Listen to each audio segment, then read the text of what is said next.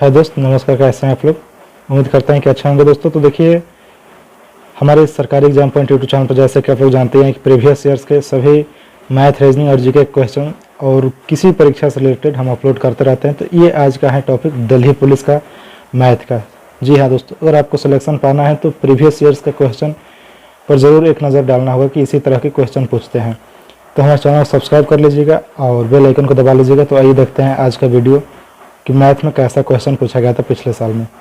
तो देखिए, पहला क्वेश्चन क्या है कि यदि एक संख्या के 9/5 का 35% 252 है तो संख्या ज्ञात कीजिए। ठीक है, ये कह रहे हैं कि एक संख्या का 9/5 का 35%, ठीक है, कितना 35% 252 है। तो देखिए इसका क्या करेंगे, संख्या x मान लेते हैं। किसी भी सवाल में ऐसा होता है, तो संख्या x मान लेते हैं। तो x का 9/5 यानी कि गुणा हो जाएगा, तो 9x/5, ठीक है, का 35% का मतलब गुणा 35% मतलब 100। अब यही किसके बराबर है, तो 252 के बराबर है। किसके बराबर, 252 के बराबर। तो हो गया, जैसा कर रहे हैं वैसे कर दीजिए। यदि एक संख्या के 9/5 का 35% 252 है तो वो संख्या मान लिया 9, ये x हो गया, और 9/5 तो 9/5 हो गया गुणे 35% का मतलब गुणा होता है 35/100 बराबर 252 है। तो यहाँ से x का मान निकाल देंगे तो वो संख्या हो जाएगी। तो देखिए 5 से ये कटा लीजिए 7 बार में, ठीक है, और उसके बाद से ये 7 से ये कटाइए, 17 के 21, 7 42 हो गया। उसके बाद से 3 से कटा लीजिए, 3 के 9, और यहाँ पे हो जाएगा आपका 3 एकम 3, 3 दूनी 6। फिर ये देखिए 3 से कट जाएगा ना, 3 चौके 12। तो ये 100 से इधर गुणा हो जाएगा, तो x बराबर कितना हो जाएगा 400, x बराबर 400। तो यही मेरा ऑप्शन हो जाएगा, ऑप्शन नंबर बी। कुछ नहीं करना है दोस्तों, जैसे कर रहे हैं वैसे ही करना है कि एक संख्या, तो संख्या मान लीजिए x का 9/5 भाग कर दिए, उसको 35% करके 252 के बराबर कर दिए। जैसे सवाल में कर रहे हैं वैसे ही कर दिए हैं। उसके बाद से हल करके x का मान 400 आ गया। ये देखिए, निम्न में से कौन सी एक संख्या पूर्ण वर्ग है, ठीक है, निम्न में से कौन सी एक संख्या पूर्ण वर्ग है। तो इसको कैसे करेंगे, देखिए इसको पूर्ण वर्ग मतलब कि कर्ण में से निकालेंगे। तो इसको हम लिख सकते हैं, क्या लिख सकते हैं, देखिए 9 पहले इसमें 100 लिख सकते हैं, 2 अंक पे दशमलव है तो 9/100। अगर इसको करणी में करेंगे और इसको निकालेंगे बाहर तो कितना हो जाएगा 3/10। तो ये पूर्ण वर्ग हो जाएगा, ठीक है, ये पूर्ण वर्ग हो जाएगा क्योंकि करणी से पूरा बाहर निकल गया। लेकिन इसको करेंगे तो 81/10 होगा। अगर बदलेंगे भिन्न में तो 81 जब 10 हो जाएगा तो 10 को तो करणी से बाहर निकालेंगे तो निकलेगा नहीं। ये 1000 हो जाएगा बाटा में, तो 1000 करणी से बाहर निकालेंगे तो निकलेगा नहीं। तो कौन सा ये होगा, 9/100 करें 3/10 हो जाएगा ऑप्शन नंबर। तो ऑप्शन नंबर ए सही हो जाएगा, ठीक है। आगे के क्वेश्चन देखिए, और ये ही भी बहुत महत्वपूर्ण क्वेश्चन है कि 2 का घात 4 भागे 2 के घात -1 का मान। देखिए 2 के घात 4, ठीक, भागा 2 के घात -1, ठीक है, 2 का घात -1। तो जब 2 का घात -1 होता है तो क्या होता है, उसको भागा में ले जाते हैं तो प्लस में हो जाता है। इसको ऐसे हम लिख सकते हैं 2 के घात 4 बटा 1 बटा 2 के घात 1 लिखिए या ना लिखिए। उसके बाद से हल करेंगे तो 2 के घात 4 हो जाएगा, और ये पलाटेंगे गुणा में आ जाएगा तो 2 के घात 1 हो जाएगा। तो ये और बाटा में 1 होगा तो 1 से तो कोई मतलब है नहीं। तो ये हो जाएगा मेरा 2 के घात 5 हो जाएगा ना। तो 2 का 5 बार अगर गुणा करेंगे तो क्या हो जाएगा, 2 दूनी के 4, दूनी 8, दूनी 16, दूनी 32।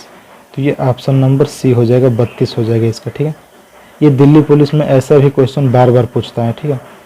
तो ये जान गए 2 के घात 4 भागा 2 का घात -1, तो 2 के घात 4 कर दिया, भागा मतलब भागा 2 के घात -1। और जब भी घात होता है माइनस में तो उसको भागा में करते हैं तो प्लस में हो जाता है। तो प्लस में करके यहाँ पे और पलटे तो 2 घात 4 गुणे 2 घात 1 हो गया बराबर 2 के घात 5। तो 2 के घात 5 बराबर 32 हो जाएगा, ठीक है। आगे देखिए उसी प्रकार का सवाल है, 10 के घात 9 गुणे 10 के घात 2, 10 के घात 9 गुणे 10 के घात 2। अब बाटा भागा दिया है तो बाटा कर दिया 10 के घात 3। तो देखिए 10 के घात 3 घात से 10 के घात 9 घात घटाएंगे तो तितरी का 9 नहीं करेंगे, यहाँ पे 6 बच जाएगा। 9 में से 6 घटाएंगे, 3 घटाएंगे तो 6 बच जाएगा। तो 10 के घात 6 हो गया गुणे 10 के घात 2 हो गया। तो कितना हो गया, गुणा क्रिया में घात जुड़ जाता है तो 10 के घात 8। तो ऑप्शन नंबर ए हो गया, 10 के घात 8। इसी प्रकार का सवाल पूछा जाता है दोस्तों। देखिए आगे क्या है सवाल दोस्त, कि एक दुकानदार अपने ग्राहकों को अंकित मूल्य पर 10% की छूट देने के बाद भी 26% का लाभ कमाता है। तो यदि अंकित मूल्य 560 रुपया है तो क्रय मूल्य ज्ञात कीजिए। क्या कर रहे हैं कि अंकित मूल्य 560 रुपये है तो क्रय मूल्य देखिए, अगर अंकित मूल्य दिया होता है तो अंकित मूल्य पर भी हमेशा छूट दिया जाता है, ठीक है, अंकित मूल्य पर ही हमेशा छूट दिया जाता है। और छूट देने के बाद जो निकलता है वो क्या निकलता है, विक्रय मूल्य। अगर अंकित मूल्य हमेशा विक्रय मूल्य होता है और जो छूट दिया जाता है अंकित मूल्य पर ही, ठीक है, तो अंकित मूल्य को विक्रय मूल्य जो होता है वह या अंकित मूल्य, उसी में से वो परसेंटेज निकालते हैं जो छूट कर आता है। तो देखिए इसमें 560 रुपये अंकित मूल्य है तो 560 रुपये का 10% निकालेंगे तो छूट जो दिया है तो 560 में से 10% का छूट निकालेंगे तो 560 गुणे 10% का छूट यानी कि 90/100 हो गया। 560 गुणे 90/100 हो गया। यहाँ से 2 जीरो कट जाएगा, 6 9 54 के 4 हासिल 5 तो 9 5 45 और 5 50, ये 540 रुपये। तो ये 540 रुपये क्या आ गया, विक्रय मूल्य आ गया। क्या हो गया, 540 रुपये 504 रुपये सॉरी दोस्तों, 504 रुपये विक्रय मूल्य आ गया। ये विक्रय मूल्य कैसे है कि अंकित मूल्य में से परसेंटेज जो छूट होता है उसको निकालते हैं। 10% छूट होगा तो 100 में से 10 को घटाएंगे तो 560 का 90%, मतलब 560 गुणा 90/100 तो 504 विक्रय मूल्य आ गया। लाभ दे दिए 26%, क्या पूछ रहे हैं, क्रय मूल्य। तो हम जानते हैं कि क्रय मूल्य बराबर क्या होता है, विक्रय मूल्य गुणे 100 बटा 100 प्लस लाभ होता है ना।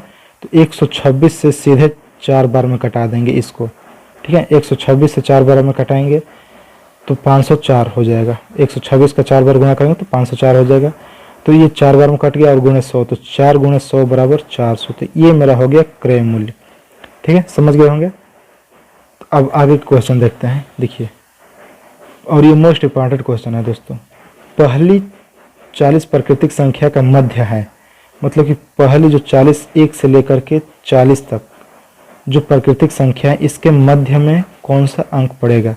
देखिए 1 से लेकर के 40 तक तो क्या हो जाएगा, 40 + 1/2 होता है इसका सबसे न्यूनतम संख्या, सबसे ये अधिकतम संख्या। तो 1 से लेकर के 40 तक पहली तो क्या होगा, तो सबसे छोटी 1 हो जाएगा और अधिकतम 40 है तो 40 से 41/2, तो 41/2 का मतलब कि 20.5 हो गया, 20.5। तो ऑप्शन नंबर बी हो जाए। यही 50 दिया होता तो 50 से 51/2 कर देते, ठीक।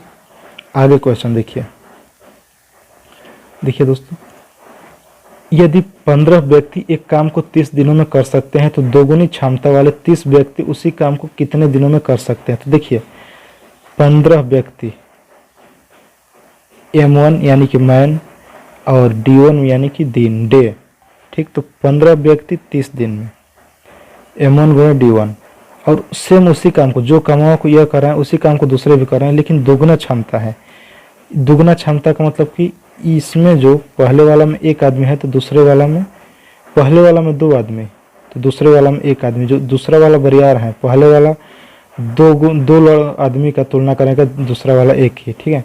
तो दूसरा वाला जो 1 ही है वो 2 आदमी का तुलना करेगा, तो दूसरा वाला में 30 व्यक्ति हैं तो पहला वाला में कितने व्यक्ति के बराबर हो जाएगा, 60 व्यक्ति के बराबर हो जाएगा। तो यहाँ पे क्या लिख देंगे, 60, और कितने दिनों में काम करेगा। तो देखिए ये M2 गुणे D2 हो गया, ठीक है।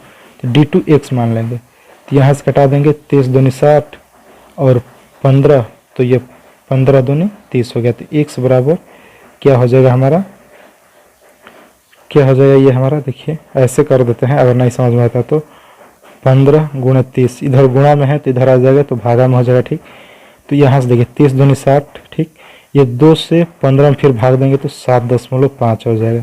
कितना दिन, 7.5 डेज आ जाएगा। तो ऑप्शन नंबर डी। फिर से देख लीजिए, यदि 15 व्यक्ति एक काम को 30 दिनों में करते हैं तो इसका सूत्र होता है M1 D1 बराबर, अगर सेम काम होता है तो M2 D2, यानी कि M1 मतलब पहला आदमी, D1 मतलब पहला काम को जो करता है पहले दिन का, और M2 मतलब कि दूसरे वाले में, और D2 मतलब दूसरे वाले दिन का।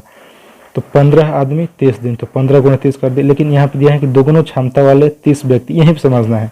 तो जो पहले वाले जो 15 व्यक्ति हैं और दूसरे वाले में दुगना क्षमता, पहले वाले से दुगना क्षमता ये है। तो अगर पहले वाला में अगर 2 व्यक्ति होगा, ध्यान से देखिएगा, तो दूसरे वाला में 1 होगा। क्यों, क्योंकि दुगना क्षमता है दूसरे वालों का। ये दूसरा वाला अकेले ही इन दोनों को पटक देगा, यानी कि दोनों को बराबर में काम कर देगा। तो दूसरा वाला में 30 व्यक्ति दे दिया है, तो पहले वाले को भाई बराबर करना है हमें, तो पहले वाले में 60 मान लेंगे। तो वहीं यहाँ पे 60 की, तो 15 गुणे 30 बराबर 60 गुणे x। तो यहाँ से x का मान आ गया 7.5। तो ये रहा मैथ का मोस्ट इंपॉर्टेंट क्वेश्चन दोस्तों। तो फिर मिलेंगे आगे की प्रैक्टिस सेट लेकर के मैथ के ही दिल्ली पुलिस के। तब तक हमारे चैनल को सब्सक्राइब कर लीजिएगा और बेल आइकन को दबा लीजिएगा और कमेंट में जरूर पूछिएगा दोस्तों कि आपको ये समझ में आया कि नहीं आया, जरूर बताइएगा हमको।